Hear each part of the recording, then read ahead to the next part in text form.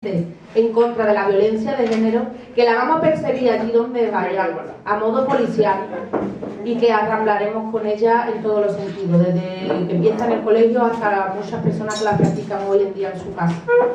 Hoy, como decía, está aquí nuestra compañera de parte de la fundación de la asociación, de hecho, parte del corazón de la asociación.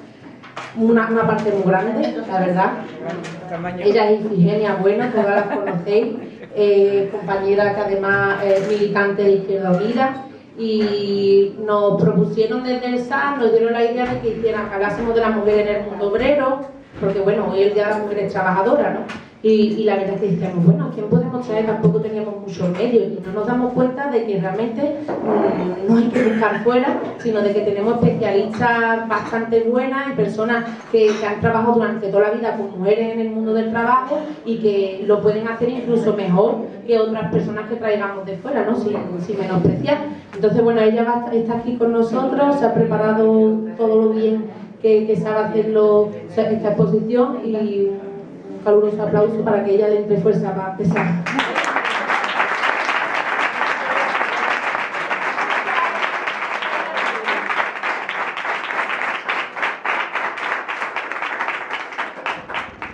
Buenos días o ya tarde, no sé esta hora que se dice, pero vamos, que estoy muy agradecida tanto al SAR por ofrecernos este local, que aunque sea humilde, pues bueno, nos ha servido para reunirnos y para dar estas charlas. Y a todos vosotros, a todos y a todas, que sobre todo a los hombres, que por fin nos vemos aquí, que es muy interesante que estéis, porque lo único que pretendemos, como dice Sofía, unos objetivos es la igualdad. Por lo tanto, somos personas y como tal yo me voy a dirigir a vosotros, tanto hombres como mujeres, ¿no? También quiero agradecer al grupo de la Marea Violeta el que tuvieran, porque ese día no vine yo y me eligieron, entonces me sentí muy orgullosa porque digo, joder, ¿y qué digo yo? Si yo tampoco soy obrera. Vamos, he sido una mujer luchadora, pero bueno, no sé, yo el obrero siempre lo he entendido por otra cosa, ¿no? Pero bueno, voy a basar la ponencia que tengo aquí preparada desde una forma crítica y desde el punto de vista del feminismo. Voy a hablaros un poquito sobre la historia social y trabajadora de la mujer desde la prehistoria hasta nuestros días más o menos, y luego una parte que me pidió Sofía que fuera sobre mi experiencia en la educación de adultos, donde yo he trabajado más de 30 años. Entonces, bueno, pues... y dices que no has sido obrera, Ifi. Obrera de la educación. Por eso te digo, pero ¿sabes lo que pasa? Que el concepto de obrera es como la de la manufactura, la de la presión, la de la... Sí, pues yo he sido, entre otras cosas, privilegiada, he trabajado en la educación de adultos, que me ha llevado, yo qué sé, me he encontrado tan a gusto siempre en un trabajo, porque eso es tan importante, que tú trabajes en algo, ganes un sueldo y encima te guste lo que estás haciendo, eso es maravilloso. Yo me he jubilado y me dio hasta pena, tanta pena me dio que todavía tengo aquí gente que seguimos en un grupo organizado, como un club de lectura, en el que todos los meses nos reunimos ahí en el centro de adultos y seguimos enganchadas en lo que es la educación. O sea que esto es como los curas, ¿no? Que crea... es el maestro, es el educador, no ya por poner el cura. Venía escuchando ahora una cosa del cura Merino que me ha impresionado, vamos, luego si da tiempo lo cuento porque me ha llegado al alma lo del cura Merino. Bueno, pues eso he dicho, que quería hacer un poquito una síntesis de lo que es la lucha de la mujer a través de todos estos siglos, estos años que han pasado, ¿no? Han sido siglos enteros de civilización, de guerras y de hambrunas y epidemias, el nacimiento de las ciudades, en fin, el feudalismo, y con las mujeres nunca se ha contado, ¿no? Las mujeres han sido siempre las grandes olvidadas de la historia. Siempre parece que han estado ausentes, como que no han estado siempre en el ámbito, excluidas del ámbito de la ciencia, de la cultura. Aparecen escasamente así nombradas, en algún caso en algún libro de literatura, algo de arte, pero en realidad invisibles totalmente a la sociedad. Por lo tanto, han tenido muchos obstáculos para poderse desarrollar sus intereses y capacidades, y las que lo han conseguido no se les ha reconocido, y además han tenido que luchar por este tema y ser insultadas y demás. Esta invisibilidad histórica a menudo ha sido apartadas, como he dicho antes, de la historia oficial, hace que desconozcamos a muchas de ellas, muchas mujeres con gran valía, pero como no figuran, mira, el otro día me llamaron de un grupo de mujeres, de profesoras que están investigando en la Universidad de Sevilla sobre mujeres, más que nada de la República, que hicieron gran cantidad de cosas y no están investigando y sacando a la luz aquellos textos, aquellas obras, que por si querían participar también como María Violeta, como el Club de Lectura. Yo en principio les dije que sí, que para adelante, porque iban hacia la Unión Europea a pedir subvenciones y demás, que les interesaba que hubiera mujeres que participáramos en ese tema, ¿no? Así que las que usaron salirse de la norma, las mujeres que en aquella época se atrevieron a salirse de esa norma, tuvieron que luchar contra la incomprensión de la sociedad de su tiempo, contra el fascismo, contra el racismo, contra la absurda discriminación basada en la discriminación sexual, ¿no? A ver, mira que estoy hasta nerviosa con la cantidad de veces que yo hablo en público, ¿verdad? Venga, y pi. Así que de vez en cuando miro la chuleta para que se me olvide lo que quiero decir, ¿no? Y bueno, pues gracias a los esfuerzos de aquellas mujeres, a esa lucha que tuvieron, pues hemos conseguido lo que hemos conseguido hasta ahora, ¿no? Que ahora vamos viendo que otra vez retrocedemos, ¿no? Por eso es tan importante el que estemos aquí unidas, el que estemos todos y todas unidos en esta lucha y tejer redes para conseguirlo, ¿no? Casi voy a terminar directamente porque esto de lo invisible estoy constantemente nombrándolo, porque gran parte de la historia de la mujer ni se toca tampoco porque está reducida al ámbito doméstico. La mayoría de las mujeres estudian en su casa y de esas ni se toca, ni siquiera su productividad, ¿no? Que si algún día las mujeres amas de casa se pusieran de brazos caídos, yo creo que el mundo caería. O sea, es que caerían los pilares de algo que no se ha considerado, ni se ha estudiado, ni se ha valorado por parte de nadie. Claro, generalmente por la cultura patriarcal que habéis sufrido, que no queremos. Yo cuando hablo es que no quiero ni siquiera, porque es verdad, lo que habéis sufrido, tantos los hombres que estáis aquí, lo habréis sufrido y sois inconscientes de esa vena o de esos genes que transmitieron desde pequeños, que entra ahí la cultura patriarcal y pues solamente por el hecho de ser varón tienes ya tu carné de derechos que no los tienen las mujeres. Y eso tampoco tenéis la culpa, pero sí que creo que a partir de ahora, de que estamos aquí la María Violeta, entre todos podemos empezar a estudiar, a involucrarnos en lo que es el feminismo. Yo creo que será para vosotros una gran ayuda, ¿eh? O sea y voy a empezar un poquito hablando eso de las distintas etapas históricas y desde la prehistoria, ¿no?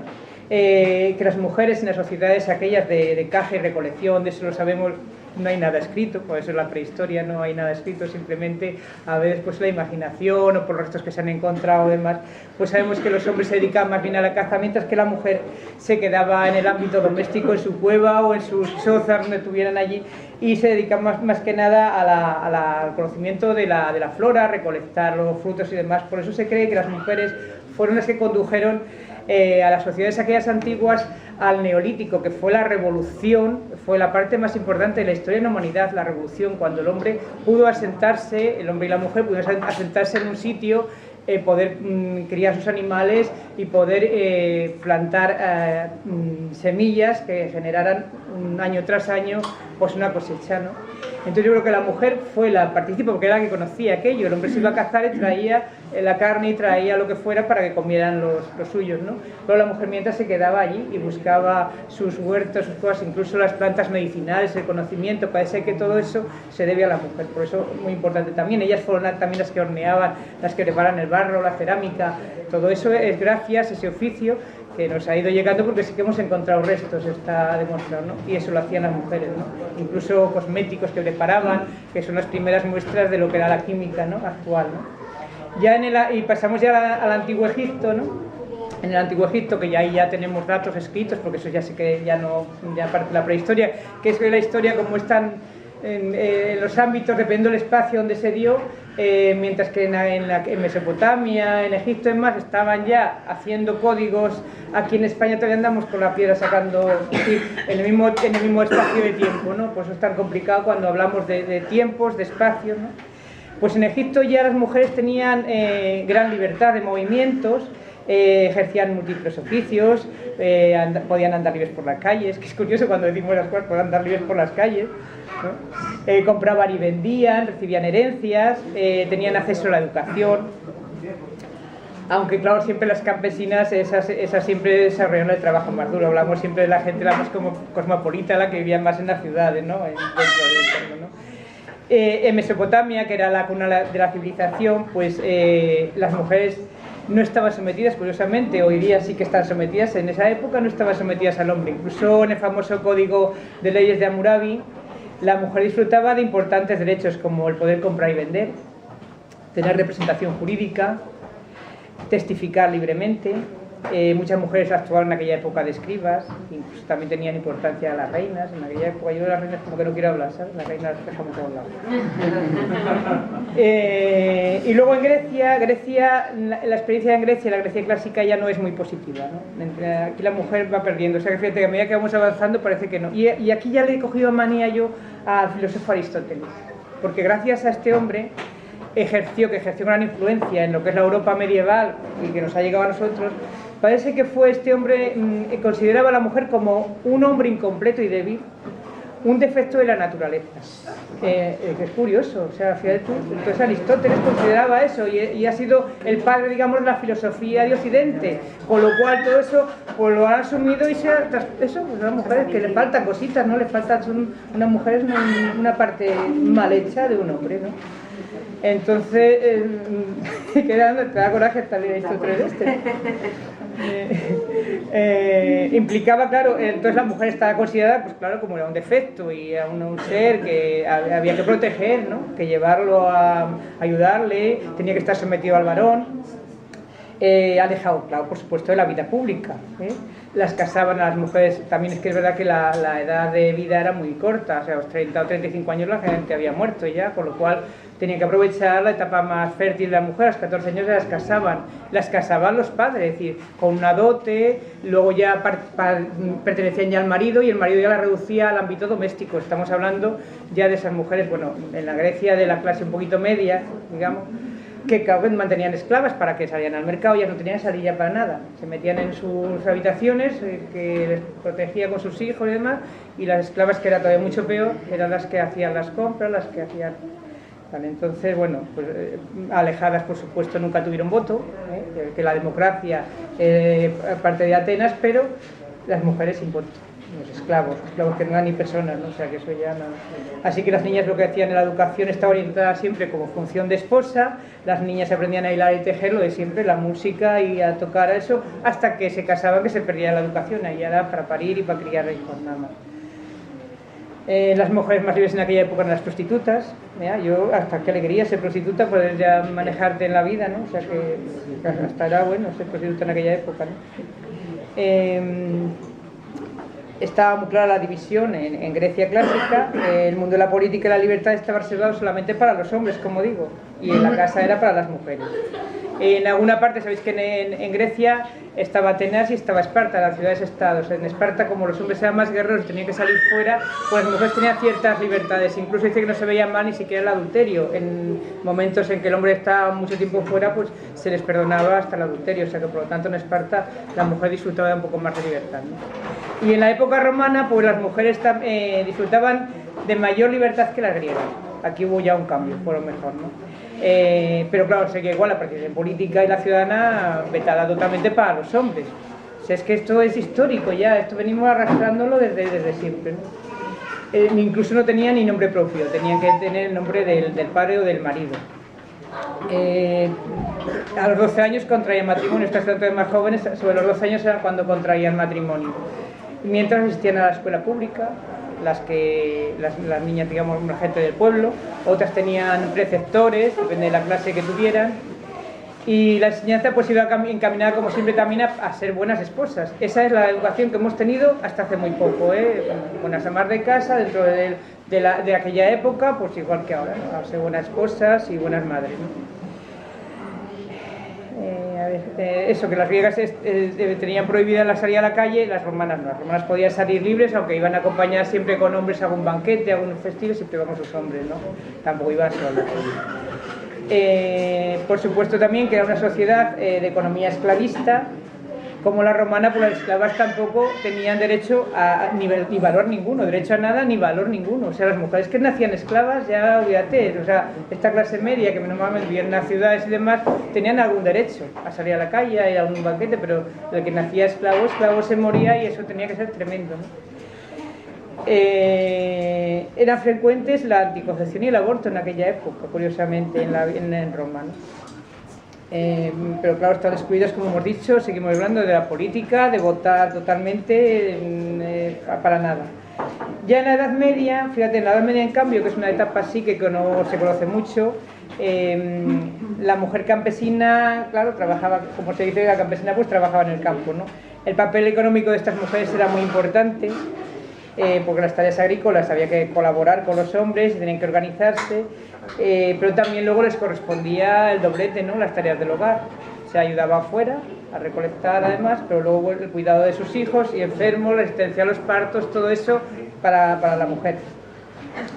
Y las más jóvenes pues encontraban trabajo como criadas. Ya en esta época no había la esclavitud que se llama, pero prácticamente era lo mismo, eran esclavas igual. Sirvientas de damas nobles, por un mísero salario, muchas veces a cambio eso de una comida y poco más. Incluso eso muchas veces con derecho al sexo, al derecho de pernada que se llamaba antiguamente, ¿no? Como tú eres mi criada, tengo derecho también a poseerte y a tenerte. O sea, era tremendo aquella época, ¿no? Decimos que estas mujeres campesinas junto con los maridos eran importantísimas para la economía de aquel momento, por la economía agrícola. La boda también era pactada por los padres, que fijaban una dote y hasta se compraba. El concepto de mujer era la compraventa, te compro por cuánto te doy mi mujer, y eso era lo que había, y pasabas a ser luego por propiedad del marido. O sea, pasaba el padre que te fijaba una dote y ya te vendía y ya eras del marido. Y además si por alguna causa ese pacto no se llegaba a acuerdo, el que rompía el pacto tenía que pagar una multa altísima, O sea, si decía yo te vendía a mi hija y la dote son tantos maravillas, no sé qué monedas era entonces, tantas monedas de plata, si tú lo rompes me tienes que pagar lo que sea, vamos. Incluso y además si se fingía un secuestro, eso estaba penado, vamos, totalmente. Y además la mujer sería siempre una adúltera ante la sociedad, ¿no? En la Baja Edad Media, ya cuando va terminando la Edad Media, empiezan los núcleos de población, las ciudades, a resurgir un poco, ¿no? Y estos núcleos crecieron como consecuencia de que se estableció una clase social nueva, que son los burgueses, que eran los pequeños comerciantes y demás, que acudían, y los hombres y mujeres pues acudían a las ciudades a comprar, al mercado y demás. Pero claro, empieza ya el trabajo allí de talleres y demás, y cada vez es más necesaria una mano de obra barata para que se lleve a cabo la economía en condiciones. Proliferan pues numerosos oficios que dan entrada a las mujeres en el mundo laboral en esta época, ¿no? Pero claro, como siempre, en precario totalmente, ¿no? El trabajo estaba controlado por los hombres, lógicamente. ¿Y dónde podían trabajar esta gente? Pues en la industria textil, que era lo que empezó a moverse, de vestidos y demás, para las mujeres, para los hombres, y en temas relacionados con la alimentación. Eran los negocios que había más o menos. Dice, pero si bien la mujer se encontraba en una situación jurídica muy adversa, ya que estaba subordinada al hombre, su papel en este tiempo es más activo que en periodos posteriores. O sea, que lo que estamos viendo que está mal, va a venir la Edad Media, va a ser mucho peor, la Edad Moderna, y va a ser mucho peor todavía para ellas, ¿no? Porque, dice, de hecho, en algunos países la mujer podía tener tierras, contratar a trabajadores, demandar en algunos países, no hablamos de España. También en aquella época, si estaba el marido ausente, el marido presente no va a hacer la mujer la que intervenga, pero daban poder para eso.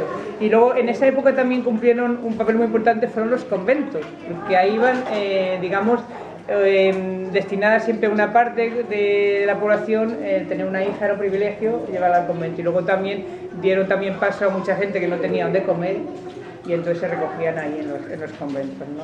Una mala situación económica, pasaba para el convento y allí se hacían las monjas obreras estas, que las pobrecitas las explotarían, me imagino, pasándose explotadas por las monjas, ¿no?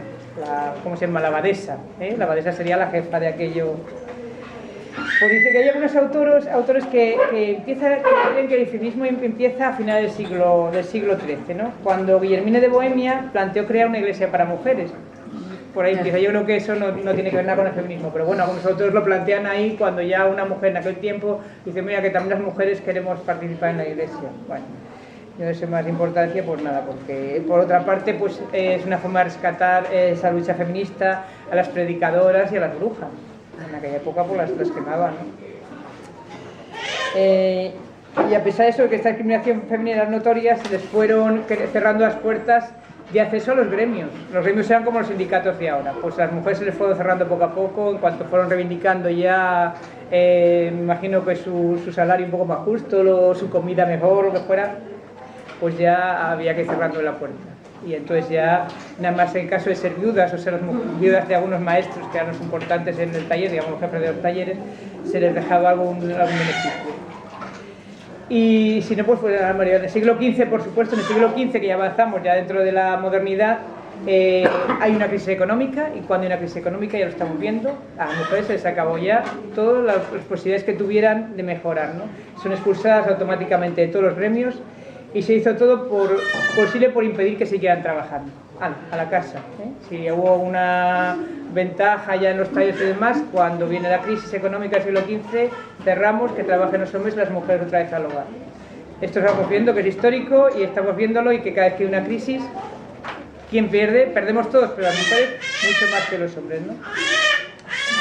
La Edad Moderna supone un profundo cambio de transformaciones tanto ideológicas como económicas.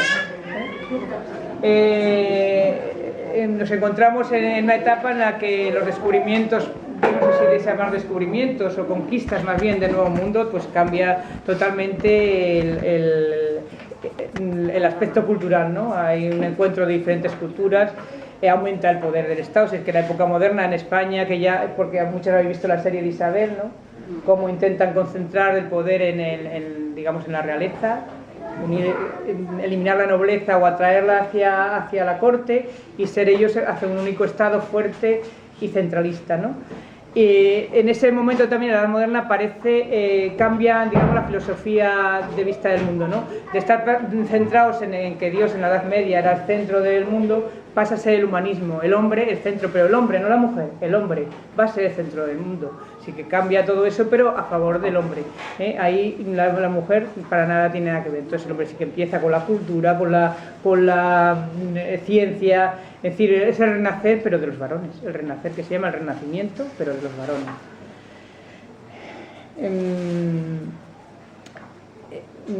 Entonces esas épocas que van a ser mejores para eso, para el hombre, pero para la mujer para nada.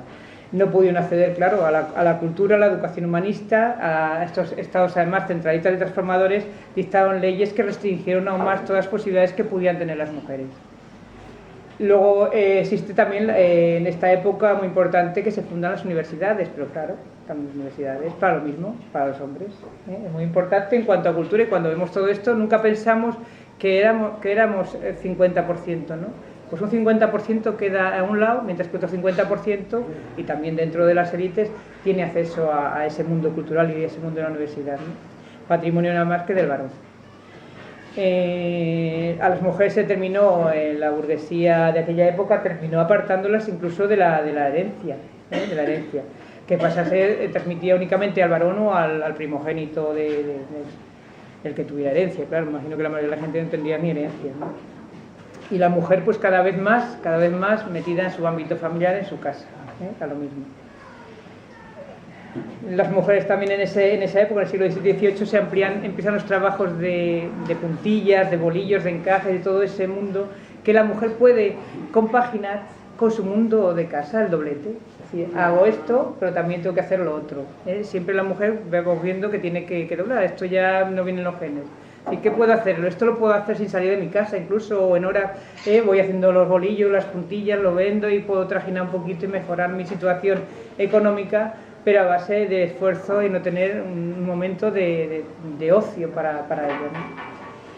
Y entre tanto pariendo muchos hijos, eso sí, que también ahí no había ningún medio anticonceptivo para nada.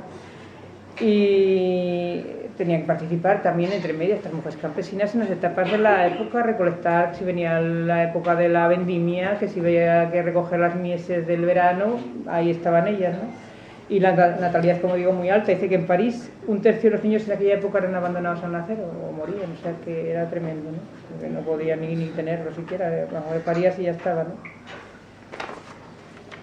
En la época del iluminismo, incluso la Revolución Francesa, que tanto parece que aquello era un cambio total, también para el varón.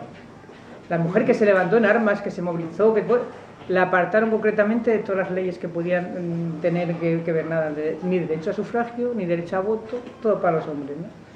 Y aquí sí que hay una escritora que en 1792, parece que sí que esta es la época más de donde empieza el feminismo para mí, que es Mary Wollstonecraft, que escribió Vindicación de los derechos de la mujer. Ella sí que hace una defensa de los derechos de las mujeres contra la anulación social y jurídica. Y esta obra es el comienzo ya del movimiento feminista claramente contemporáneo. Defiende el derecho a la educación, el derecho igualitario, la participación en la vida pública. En fin, esta sí, digamos que podemos ponerla como de inicio del feminismo en 1792.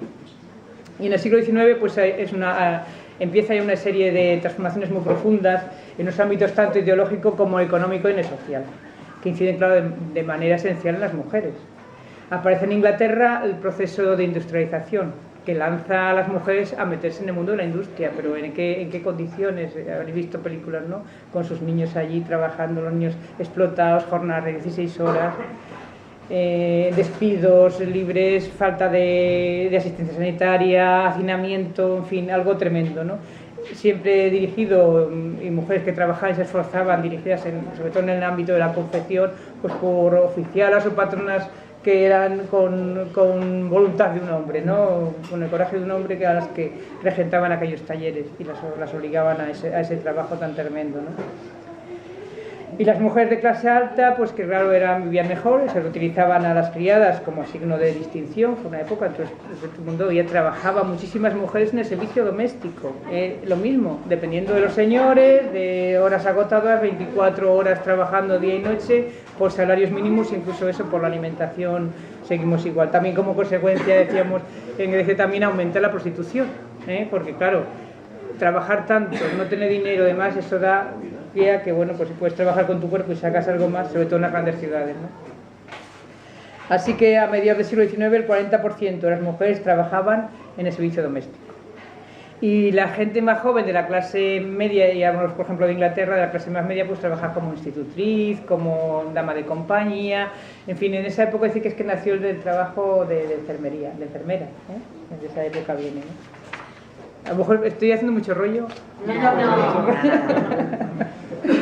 Ya nos vamos metiendo ya en la época más reciente, que es el 1800, ¿no?, que aparece el Código de Napoleón en Francia y en la época también que en España, en el Código Español en 1889, disponía que la mujer casada carecía de autonomía personal y tanto sus bienes como sus ingresos eran administrados por su marido.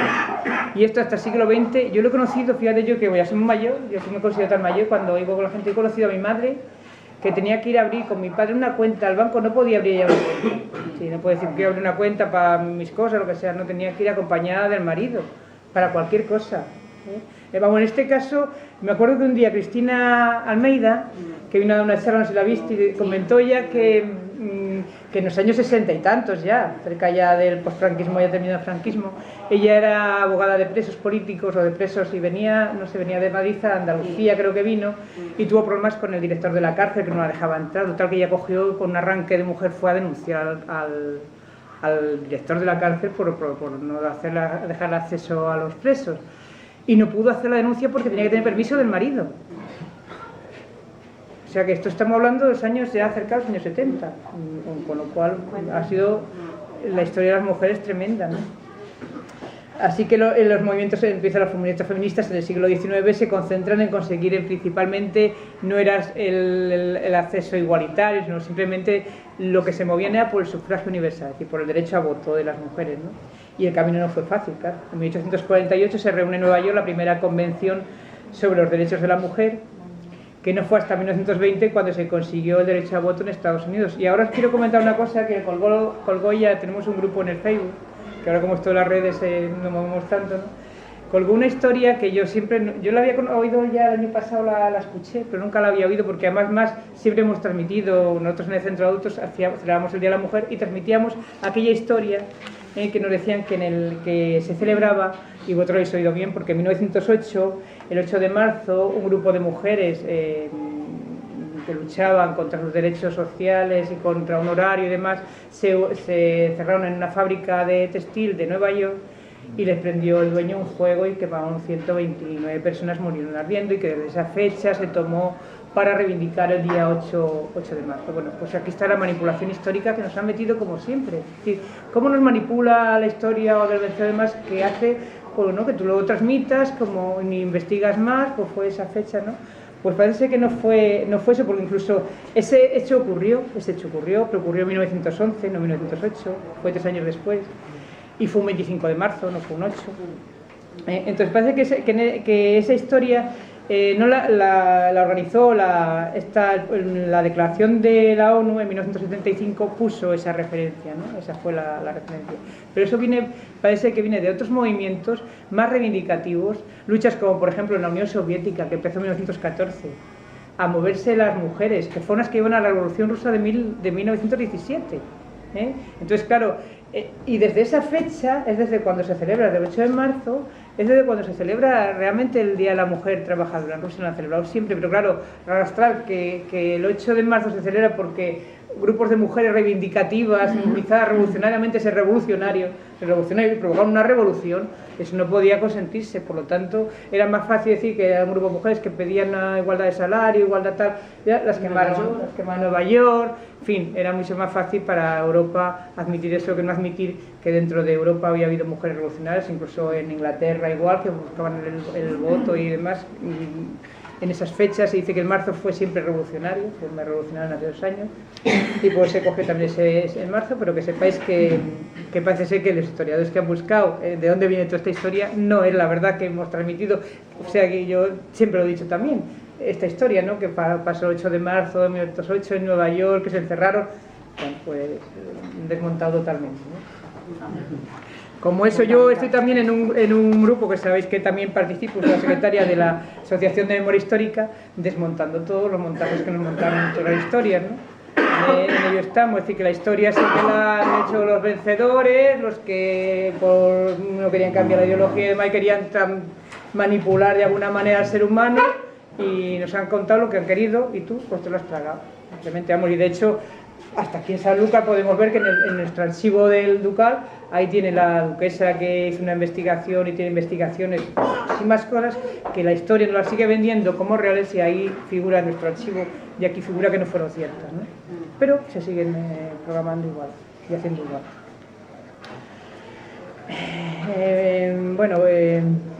Eso, que las mujeres tuvieron que luchar mucho, movidas, que eso, hay imágenes todavía, la policía pegándoles en Londres porque se movían buscando el voto por la mujer y demás. Y en el siglo XIX esta mujer la descubrí yo, Flora Tristán, no sé si la habéis oído alguna vez, a Flora Tristán.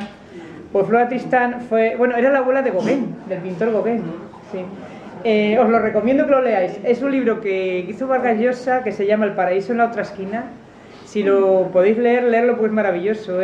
Viene alternando un capítulo de Flora Tristán y un capítulo de Gauguin. Incluso puedes leer nada más los capítulos de Flora y te cuenta la historia. Los capítulos de Gauguin te cuentan la historia, porque no está muy unida entre ellos, pero es curiosísima la historia de esta mujer, Flora Tristán. Os lo recomiendo que lo leáis porque os va a gustar mucho, ¿no? Ella en 1842 publicó La Unión Obrera, y donde presenta el primer proyecto internacional de trabajadores, y expresa, dice así: la mujer es la proletaria del proletariado. Hasta el más oprimido de los hombres quiere oprimir a otro ser, su mujer. Es tremendo esa frase, ¿eh? Es tremenda, y eso lo dijo Flora Tristán. Pues ya os digo, yo os recomiendo que lo busquéis este libro y lo leáis, porque os va a encantar, ¿eh?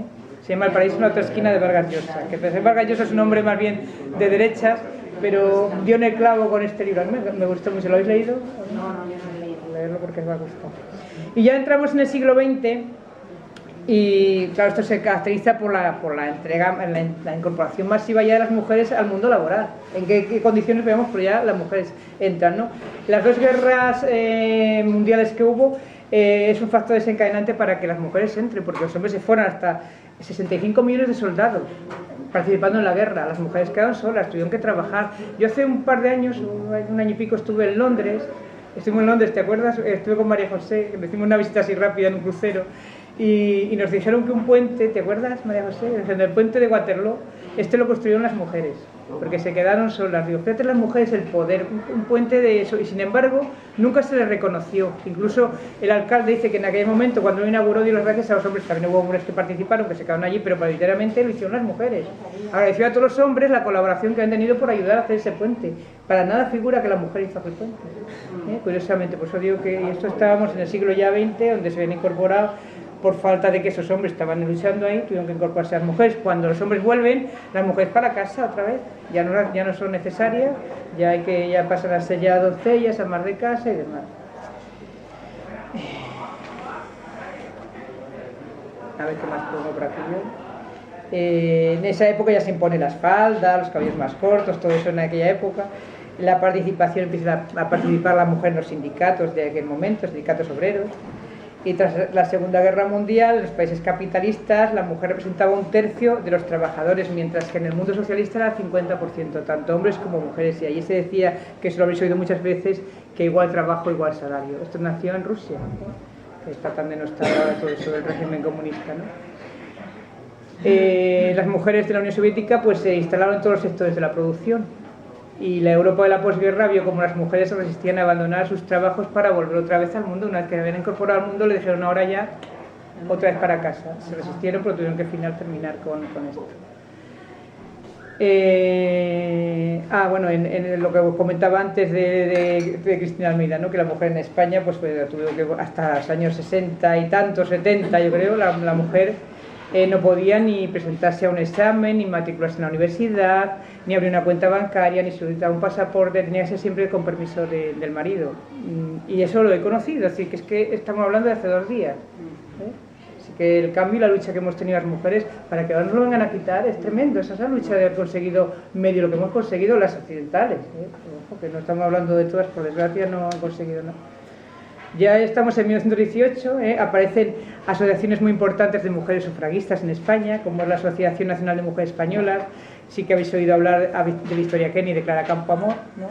Eran 2 mujeres, y María de Maeztu también, que eran progresistas, liberales, la mayoría de ellas.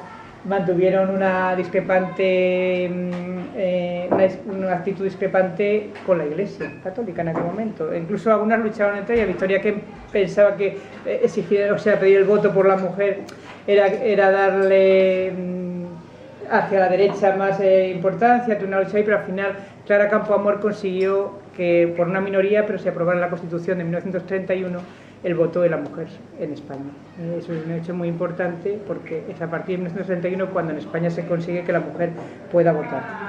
Hay otro grupo otra unión que se llama Unión de Mujeres Españolas que representaba a María Alejárraga. Yo a esta mujer le tengo mucho cariño, no sé si habéis oído hablar de María Alejárraga. María Alejárraga era la mujer de un escritor que figura en la literatura española como escritor, que era Martínez Sierra. ¿Martínez Sierra lo habéis oído? Pues Martínez Sierra no escribió nunca nada, lo escribía todo ella. Todo ella, y ella nunca pudo figurar ni firmar con María Alejárraga. Curiosamente esta mujer era maestra y bueno, pues hizo esa plataforma de tal. Esta mujer contó ya, murió, me parece que a los 100 años en Argentina, y ya fue cuando dejó escrito ella, que lo había escrito ella. Apareció en los años, hay una historia de mujeres, es muy interesante. Nosotros incluso en el centro de adultos, no sé si hay alguna Antoñita así que se acordará, ¿verdad? Ganamos un premio porque hubo un concurso a nivel andaluz, de Andalucía, de la Junta de Andalucía, sobre la generación del 27, y dijimos, pues mira, qué mejor que reivindicar el papel de esta mujer. Hicimos un acróstico precioso que ponía María Alejárraga de arriba abajo y pusimos todo lo que esta mujer hacía y reivindicábamos que esa obra ya no figuraba en nombre de él, sino que la literatura la cambiaran, que sigue figurando. O sea, la literatura de este tío sigue figurando como escritor, no ella.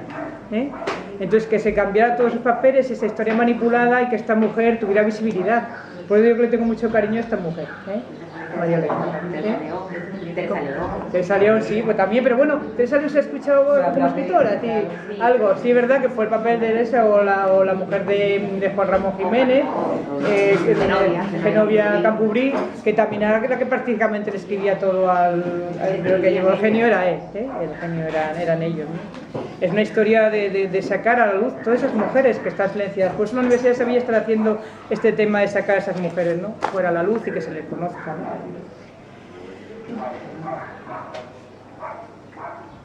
Eso, bueno, también esta liberación que decimos en el 31 empieza a liberarse la mujer, pero claro, es en el ámbito de las ciudades. Y la mayor parte de las mujeres no estaba en la ciudad, la mayor parte de las mujeres estaba en el campo. La mujer seguía ahí oprimida, metida en su casa, oprimida por el hombre y demás. Así que, estos avances que fueron la República nos las quitaron en poco tiempo el golpe de Estado franquista, ¿no? Esta concepción que tuvo el acierto de la Segunda República de que la mujer se igualara con el hombre, la legalización del aborto, la del divorcio, es que imagínate que avance en el 31, ¿no? La ecoeducación, que fue una parte importante, esa de un plumazo, vino el señor Franco y se acabó todos los derechos y demás, ¿no? La mujer vuelta otra vez al hogar, vuelta otra vez a su casa, implantado en lo que fue la sección femenina, que lo comenté aquí el otro día porque a mí me tocó como nos tocó a todas, no había otra posibilidad, aquello era implantado además dentro de la educación, había una parte que era el servicio social, no me acuerdo cómo se llamaba, formación de espíritu nacional, y la sección femenina la que intervenía en eso, te enseñaban a coser, a bordar, a planchar, luego te iban a sus centros, que tenían centros maravillosos, y también porque las mujeres en aquella época, aquellas mujeres estaban influenciadas por aquella ideología que se implantó, la recibieron y la querían transmitir, creo que sin hacer a lo mejor ningún daño, ¿no? Pero el daño no lo hicieron y te lo crearon, ¿no? Porque a mí me enseñaron a planchar camisas de hombre, nunca nada de mujer. Sí, así se plancha la camisa de un hombre, para que el hombre vaya bien y la mujer sea sumisa, tenga siempre la comida preparada, puesta, que el hombre nunca tenga que decirte tú antes. Es decir, aquello era tremendo, no era una educación que te la iba metiendo poco a poco y tú la ibas asumiendo y no pensabas que podía haber otra cosa, ¿no? Bueno, ya con los años uno va abriendo el ojo y va viendo que eso no es lo que era.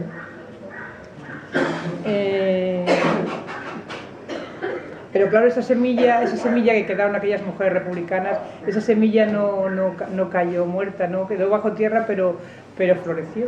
Y a finales de los años 60 otra vez vuelve ese movimiento feminista a resurgir, esa lucha otra vez por el cambio significativo de la concepción del trabajo femenino, la lucha por las igualdades, las carreras contra los grises, que palos a las mujeres, mujeres que perdieron su vida y que fueron arrestadas y que fueron metidas en la cárcel. El otro día salía Lidia Falcón, que sabéis que es una feminista, que ha entrado en la memoria histórica de Argentina, denunciando cómo ella fue agredida por el famoso policía William Niño, que es famoso por las agresiones, como la insultaba de puta, de lo peor, la tuvieron colgada para que cantara, fue tremendo.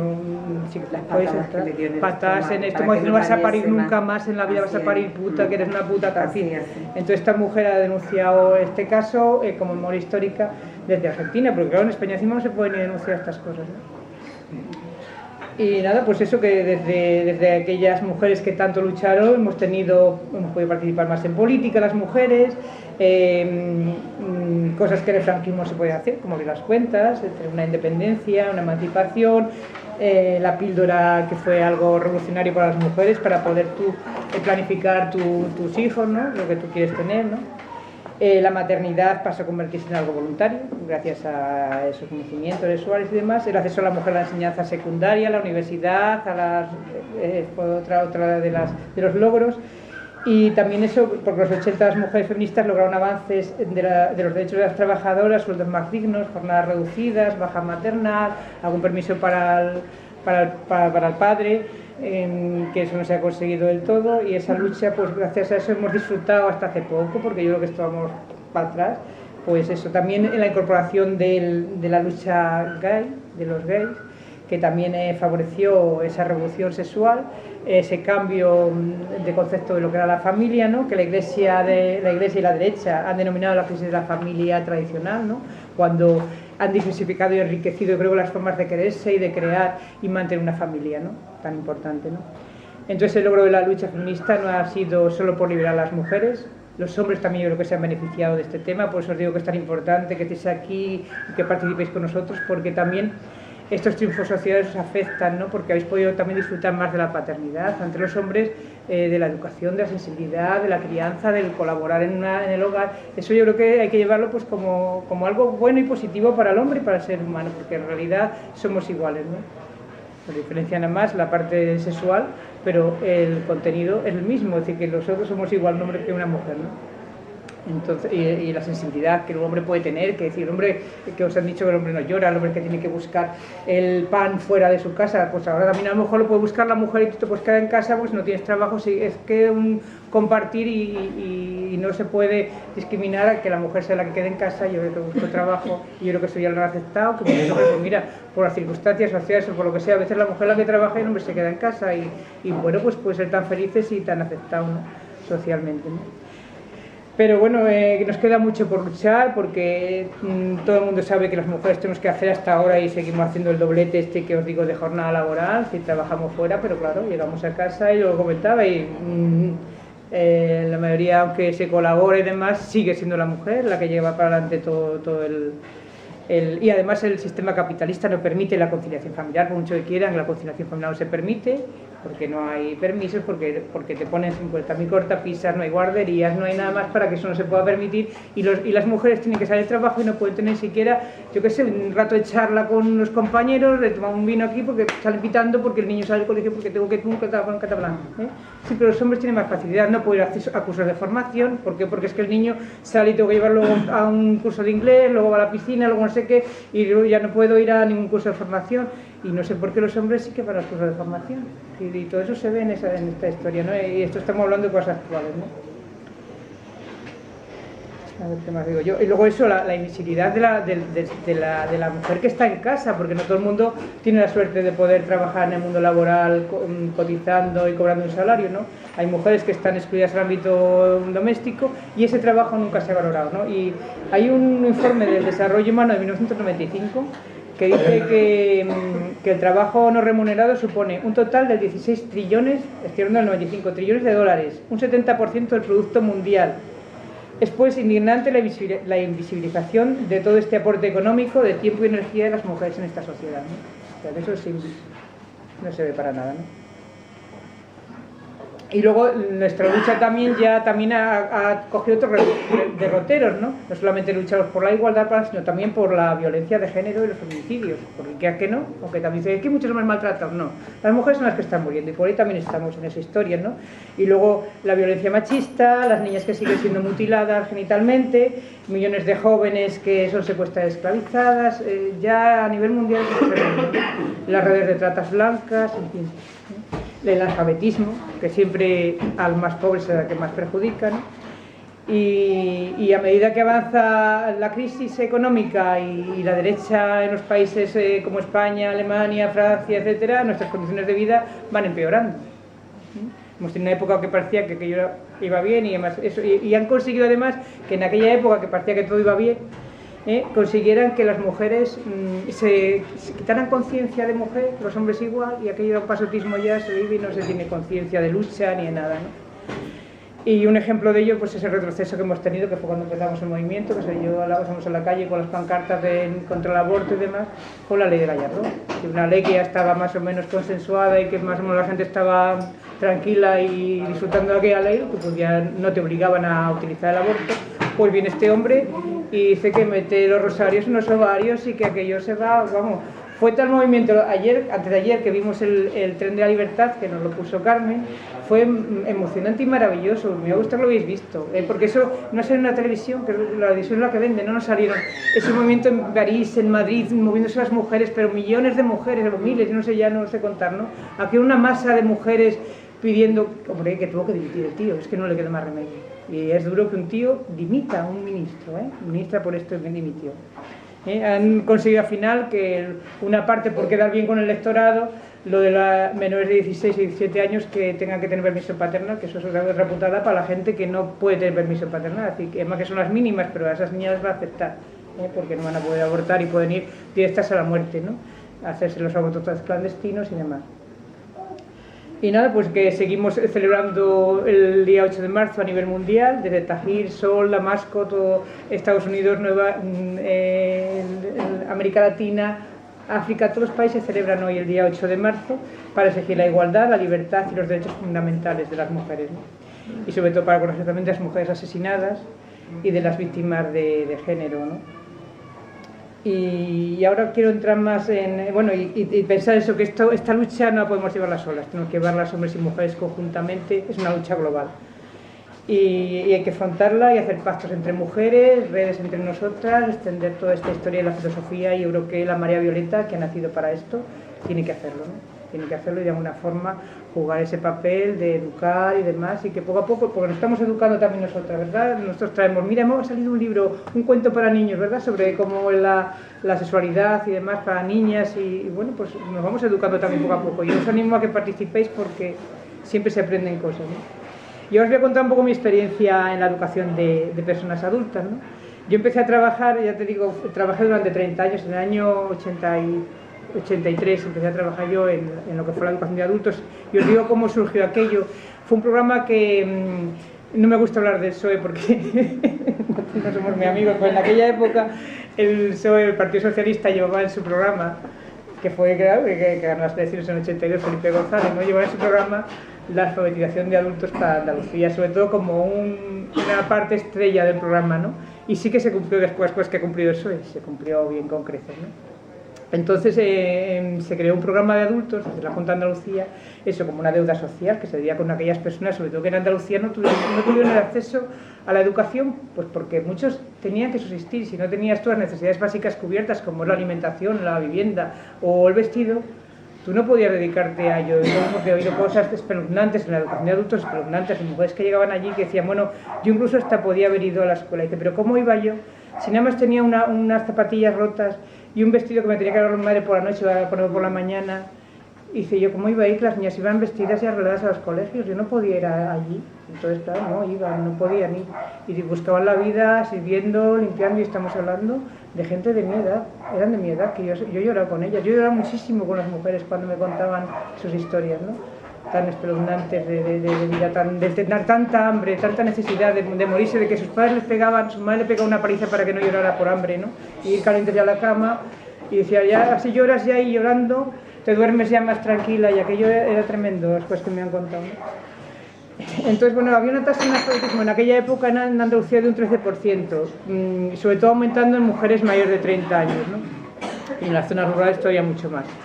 El nacimiento no surge, eso sí, salió en el programa del PSOE, pero ya se había surgido entre la gente de a pie, de grupos y de asociaciones que estaban en la época de transición alfabetizando por su cuenta y llevando a cabo programas sin institucionalizados. Bueno, pues de alguna forma aquello se tomó y se institucionalizó, y se fue con un acuerdo con los ayuntamientos, en principio con ayuntamientos de izquierda. Aquí estaba gobernando entonces José Luis Medina Lapieza, que era el Partido Comunista, y fue el primero que agarró aquello y hizo abrió hacia los maestros que estábamos en paro, adiós Antonia, hacia los colectivos. Ahora que voy a contar yo las historias vuestras, ¿te vas a marchar? Bueno, se tienen que ir. Vale, venga. Entonces, este hombre, José Medina Pieza, que todos lo recordaréis como el primer alcalde democrático de Sanlúcar de Barrameda, pues se tomó la educación de adultos muy en serio, entonces abrió unas expectativas y un grupo de chicos y de chicas que de momento estábamos en paro. Yo acababa de terminar, yo estudié magisterio después de casarme porque me vine para acá, yo había trabajado en el mundo de la empresa y demás, y estudié magisterio y tuve a mi hijo. Y digo, voy a empezar a preparar oposiciones, pues salió aquello. Entonces había que llevar un proyecto hecho, hicimos un proyecto que se basaba en la educación libertadora de Freire, de Pablo Freire, si lo habéis oído alguna vez hablar. Y hicimos aquel proyecto, nos lo aprobaron y entramos a trabajar 6 maestros que tenemos que estar en paro con nuestro carnet, 6 maestros en la educación de adultos. No había nada, porque no había nada ni alumnos, ni edificios, no había absolutamente nada. Dice, bueno, pues que os dejen los colegios, ¿no? Los colegios cuando terminen por las tardes, por allí. Pues venga, pues buscar gente, entonces como las de Abón. Pirín también estuvo en aquella época, en Pirín Estrella. Vamos a las puertas, mire usted, con todo ese rechazo que tú vas a ofrecer algo que creen que vas a venderles, ¿no?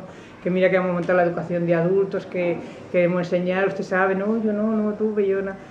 Pues vamos a ir, es gratuito y vamos a hacerlo a las 5 de la tarde, vamos a empezar, me acuerdo que en el Colegio El Palomar, ahí vamos a empezar a las 5 y todo el mundo decía, sí que voy, ahí voy también, y decían, pues no nos van a caber en la clase, decían, pues no, que no nos caben las mujeres en la clase, sobre todo las mujeres, así que cuando llegamos no había nadie. A lo mejor me dijeron, pues dijeron que iban a venir, no venían, otra vez voy a buscarlos, entonces así fueron llenando hasta que llenamos hasta más de 600 alumnos que teníamos que decir ya sin parar porque no cabían en las aulas, ¿no? Hemos tenido una movida en ese terreno, ¿no?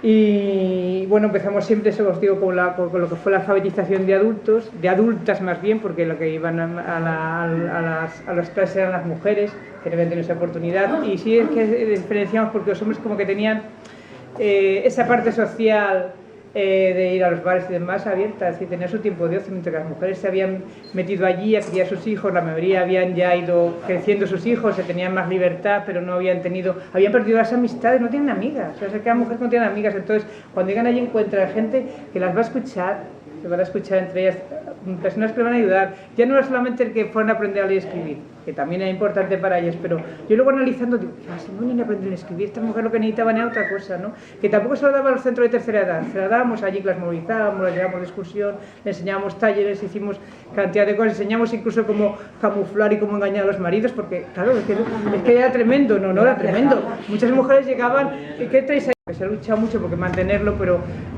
fueron dejando ya los planes de alfabetización y tirando más hacia las titulaciones para gente titulada y demás. Que ya, a mí ya, a partir de ahí me gustó mucho menos la educación. Era ya más forzada, había que conseguir un título, muchas veces el programa era... Entonces, y bueno, y ahí ha ido empeorando, se fue empeorando con el tiempo.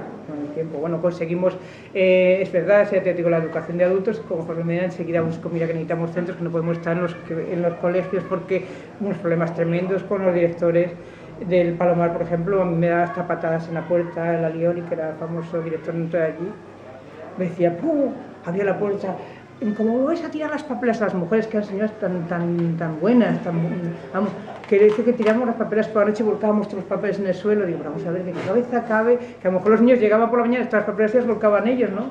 Y decía que habían sido los de adultos, que eran señoras tan tranquilas que digo, pues aquí he cerrado la puerta, aquí no viene una papelera, pues habéis tirado vosotros, porque está todo tirado de papeles, porque tal, es decir, tenemos problemas tremendos, ¿no?